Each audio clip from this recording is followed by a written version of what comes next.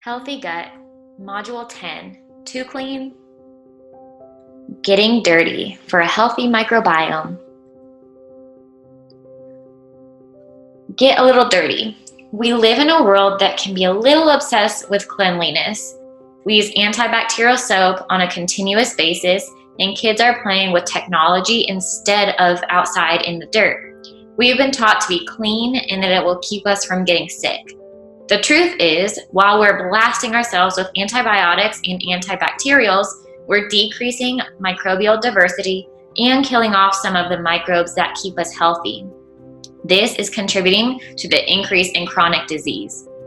Broad-spectrum antibiotics decreases microbiome by a minimum of 30% and causes significant drops in taxonomic richness, diversity, and evenness. Once the antibiotic treatments stop, the microbiota may present a degree of resilience, but the initial state is often not totally recovered. That's why it's not good to overuse antibiotics. The human microbiome is overly exposed to antibiotics, due not only to their medical use, but also the utilization in farm animals and crops. Immunity. One of the most imminent threats of gut microbiota alterations is the increased susceptibility to intestinal infections, which can stem from newly acquired pathogens or from the sudden overgrowth and pathogenic behavior of opportunistic organisms already present in the microbiota. In particular, antibiotic-associated diarrheas, or AAD, are frequent occurrence. C. diff, which can cause intractable long-term recurrent infections and even potentially lethal colitis.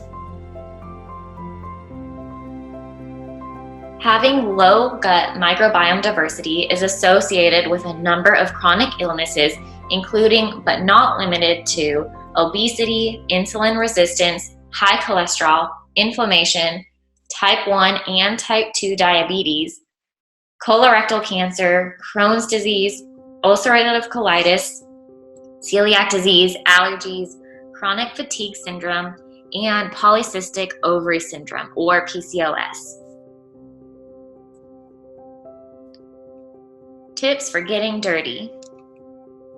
Your gut microbiome is a vast community of trillions of bacteria and fungi that inhabit every bit of your gastrointestinal tract and have a major influence on your metabolism, body weight, propensity to illness, immune system, appetite, and mood. These microbes mostly live in your lower intestine, the colon, and outnumber all the other cells in your body put together. Conceptually, we should view these microbes as a newly discovered organ, weighing slightly more than our brains and nearly as vital.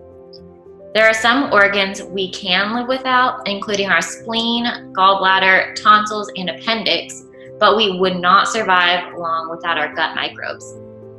Intriguingly, no two microbiomes are the same. We are all unique. More than ever, we're finding out just how important these microbes are. For this reason, it's important that we take a look at ways to enrich our daily lives with a little more dirt. Here are some tips. You can use natural soap instead of antibacterial soap.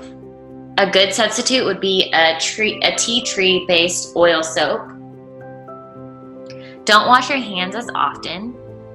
Consider a probiotic that is SBO, or a soil-based organism.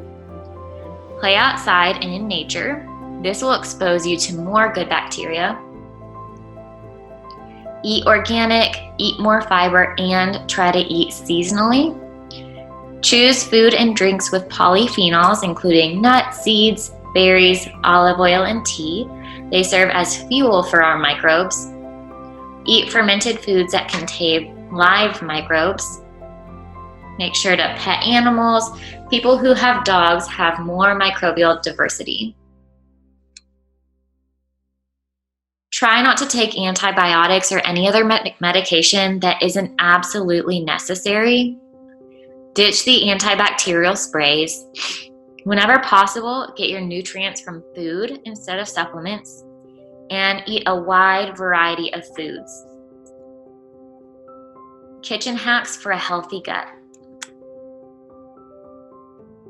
Try soaking and dehydrating your nuts. Learn to soak and dehydrate your nuts. It's easier to eat them. They're tastier and healthier, and they're a lot easier on the gut. Soak raw walnuts in clean water for a few hours, and then dehydrate them until they're good and dry. Travel tips.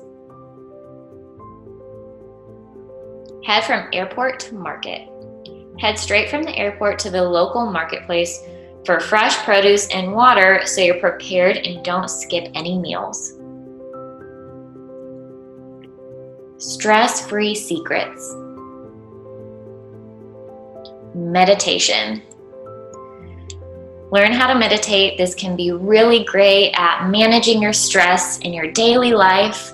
This is one that almost everyone knows, but not too many people do it every single day. This month, try adding it to your goals. Meditate every day. Start at 5 minutes and increase to 10 minutes. The second week, 14, and the third week, 20 minutes on the fourth week. Make sure you breathe, recognize your thoughts, close your eyes, relax your shoulders and hands, keep your spine straight and your feet on the floor if you're in a chair. If you're on a cushion, keep your knees below your hips. Move it. Try a rebounder. De-stress, build your balance, strength, and have some fun too. Turn on the music and go. You're now ready for the next module.